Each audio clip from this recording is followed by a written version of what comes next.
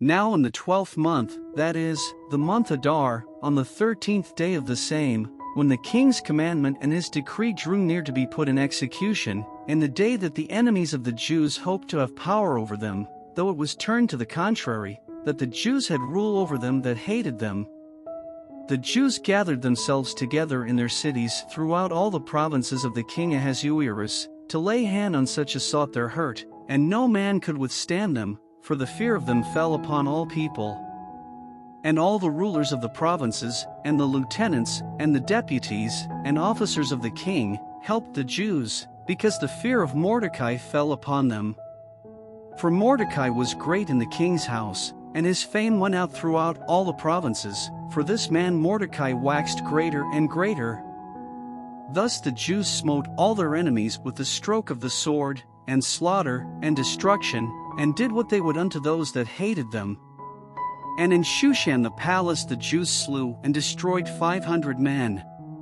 And Parshandatha, and Dalphon, and Aspatha, and Poratha, and Adalia, and Aridatha, and Parmashta, and Arisai, and Aridai, and Vajazatha. The 10 sons of Haman the son of Hammedatha, the enemy of the Jews, slew they, but on the spoil laid they not their hand. On that day the number of those that were slain in Shushan the palace was brought before the king. And the king said unto Esther the queen, The Jews have slain and destroyed 500 men in Shushan the palace, and the 10 sons of Haman, what have they done in the rest of the king's provinces? Now what is thy petition? And it shall be granted thee, or what is thy request further? And it shall be done. Then said Esther, If it please the king, let it be granted to the Jews which are in Shushan to do tomorrow also according unto this day's decree, and let Haman's 10 sons be hanged upon the gallows. And the king commanded it so to be done, and the decree was given at Shushan, and they hanged Haman's 10 sons. For the Jews that were in Shushan gathered themselves together on the 14th day also of the month Adar, and slew 300 men at Shushan, but on the prey they laid not their hand. But the other Jews that were in the king's provinces gathered themselves together, and stood for their lives, and had rest from their enemies, and slew of their foes 75,000, but they laid not their hands on the prey. On the 13th day of the month Adar, and on the 14th day of the same rested they, and made it a day of feasting and gladness. But the Jews that were at Shushan assembled together on the 13th day thereof, and on the 14th thereof, and on the 15th day of the same they rested, and made it a day of feasting and gladness. Therefore the Jews of the villages, that dwelt in the unwalled towns, made the 14th day of the month Adar a day of gladness and feasting, and a good day, and of sending portions one to another.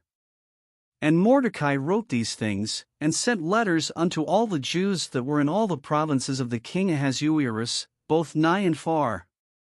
to establish this among them, that they should keep the 14th day of the month Adar, and the 15th day of the same, yearly, as the days wherein the Jews rested from their enemies, and the month which was turned unto them from sorrow to joy, and from mourning into a good day, that they should make them days of feasting and joy, and of sending portions one to another, and gifts to the poor.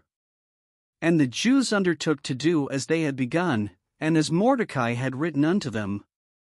Because Haman the son of Hammedatha, the Agagite, the enemy of all the Jews, had devised against the Jews to destroy them, and had cast that is, the lot, to consume them, and to destroy them.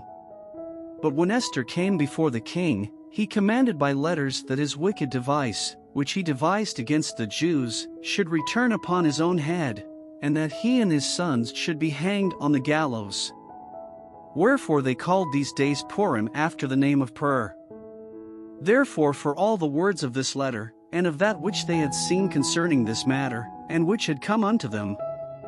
the Jews ordained, and took upon them, and upon their seed, and upon all such as joined themselves unto them, so as it should not fail, that they would keep these 2 days according to their writing, and according to their appointed time every year. And that these days should be remembered and kept throughout every generation, every family, every province, and every city, and that these days of Purim should not fail from among the Jews, nor the memorial of them perish from their seed. Then Esther the queen, the daughter of Abihail, and Mordecai the Jew, wrote with all authority, to confirm this second letter of Purim. And he sent the letters unto all the Jews, to the 127 provinces of the kingdom of Ahasuerus, with words of peace and truth, to confirm these days of Purim in their times appointed, according as Mordecai the Jew and Esther the queen had enjoined them, and as they had decreed for themselves and for their seed, the matters of the fastings and their cry. And the decree of Esther confirmed these matters of Purim, and it was written in the book.